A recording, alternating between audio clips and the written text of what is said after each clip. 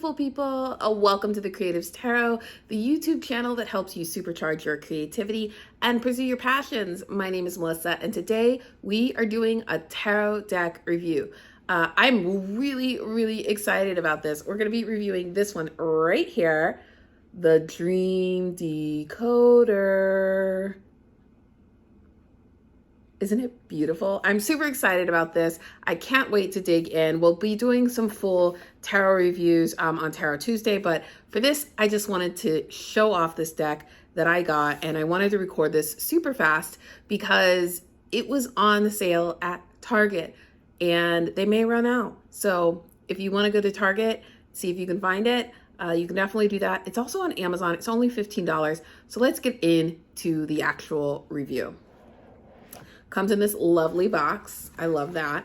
It's a nice size. Has a very generic, cheap pamphlet, which is really only like 4 pages and doesn't really tell you much of anything. It's like, oh, dreams have hidden messages and here's how you can use this, but it's not really a here's how you can do this.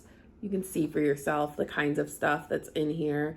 Not super helpful, and then like just credits on the back. Okay, so the guidebook is not going to help you, but the deck itself is pretty robust. There are 60 cards. This is what they look like in their little container here. And you can just drop them out and pull off the sleeve. And there you go. These are the cards. They're pastel colors, kind of a little bit of a gloss sheen to them. You can see as I move it around and the light is reflecting a little bit, but not too bad. And they have very detailed definitions and descriptions on the back. So instead of the guidebook, the definitions are right on the back. The pros of this is that you don't have to get a guidebook out to interpret the cards. The cons is that you're gonna have different backs. So as you're shuffling, you are gonna be able to see the names of the cards if you're gonna do a spread. Like, you can't just spread it out and blindly pick a card. But depending on how you use that may not matter. I will probably be using these as oracle cards. So I'll just be shuffling like this, like I normally do, and allowing cards to sort of pop out on their own. So it won't really matter. There also won't be reversals in this deck. I'm going to sneeze. Maybe. Let me change my setup so you can see these on the table and you can see them better. Hold on. All right, so now that I'm set up in a different position, we can walk through the cards in full. So as I said before, I got this deck at Target. There are 60 cards around dream interpretation. I'm gonna apologize now because my allergies are really killing me, and every time I hit record, I sneeze. So I'm not gonna stop anymore for sneezes and sniffles, and I hope you will just accept that it's allergy season. Okay, so here are the cards, and you can see the illustrations. They're really great, sort of penciled, like type drawing style drawings. A lot of pastel, feminine energy colors, which I am totally digging. It feels very spring to me, very calming to me, even though some of the subjects of these cards are pretty scary, because we're talking about dreams, and often we have dreams about things like this, like nudity. This one's not too graphic, but nudity, flying without wings, falling, right? Death and dying, right? So not every card is something that's happy, because we often have dreams about scary things, but the drawings aren't too crazy. Like, this one's a little weird. This is teeth falling out. I was like, does she have some kind of gnarly infection?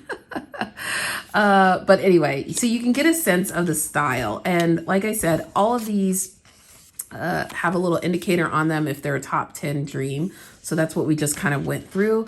But it's a pretty big cross section. So you'll see here, the imagery on the card really does represent the theme of the dream. So this is paralysis, and you can kind of instinctively figure it out. We've got shopping.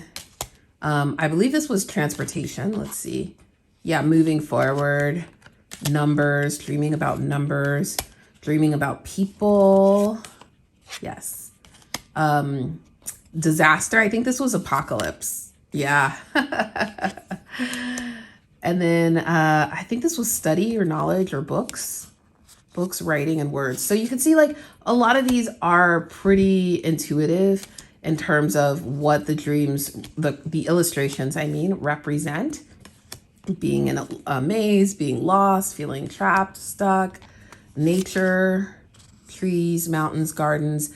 And then let's just pick one. Okay, let's take this one. I actually don't murder. Like, so this one's murder. So like, let's actually look at the interpretation here for murder. It says, if you dream of murder, violent death or attack, perhaps a shooting, a knifing, an execution, or a mugging, this may symbolize an aspect of yourself that isn't being expressed. So then it says, like, you know, if you're the perpetrator, here's what you need to pay attention to. If someone's trying to kill you, here's what you're paying attention to. If you feel pain, like, what does that mean? So there's a lot of different ways to interpret these.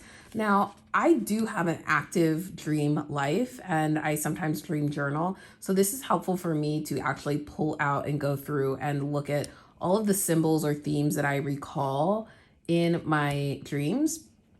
But I'm also going to be using these as oracle cards. And the way that I was thinking about doing that was just doing a general shuffling like I normally would, and allowing the image and the theme to represent what someone needs to hear right now. And then I'm also thinking about if somebody actually has had that dream or has that in their dream in the coming weeks, to like pay attention to that. But I think there are some themes here. I think these will work well as oracle cards too, because you can see these are really sort of general messages that our subconscious is trying to tell us. This was intruder. I think this was being afraid or alone. Yeah, feeling trapped. So you can see like these are, I'm just going to keep flipping through so you can see some more of the cards and their design. The perfect shape. This is my favorite size card. It's a little bit wider than the standard tarot card. I like nice, big, bold decks. It's not too sticky, so it does shuffle really well. The cards aren't sticking together, but they are pretty thick. So maybe if you have smaller hands, it may be a little bit harder to shuffle if you do a traditional shuffle like a poker card shuffle versus a side shuffle. Yeah, but these are some of the designs and I can't wait to use them. I am probably going to use them in the June forecast readings. Let's look at some more cards here just so you can see some of the other designs and styles. And then maybe we'll do a quick shuffle. So we've got children, we've got elderly, we've got marriage or wedding, we've got falling down stairs or accidents. Ooh, creepy crawlies. Music. So let's just play around with this. Technology, cell phone, social media, body parts, kind of gruesome. Yeah, nature, flowers. There we go. All right, let's do a shuffle and see what comes up just for a bonus read for folks who've joined. And maybe we'll do, pick a number. Yeah, we'll draw 3 cards. We'll do 3 shuffles. So pick a number 1 through 3 as I shuffle the cards. Sorry that the camera's bouncing around. And we'll see what comes up. 1, 2, or 3. We'll start with 1. Oh, this was the con here, is that if I'm shuffling this way, I can still see, because the guidance is on the back of the card, what card is there and what card is coming out. So you can't do a traditional spread where you like fan it out and pick one, because you can see what it says. So that's the only downside to this deck. If that's the way you like to draw cards, it's going to be a little bit harder for you. And you can see they flipped around. Hold on, I'm shaking the camera too much. All right, I hope you picked your number. I just did a quick shuffle. This is 1, 2, and 3. So if you chose number 1, we've got the insects and the creepy crawlies right now. So let's see how this works. So this talks about insects and reptiles. Within the animal kingdom, reptiles and insects carry a strong symbolic charge with largely negative overtones. In dreams, they represent worries or threats to your waking life. A reptile can indicate emotional coldness and possibly a situation or relationship you would benefit from dealing with rationally rather than emotionally.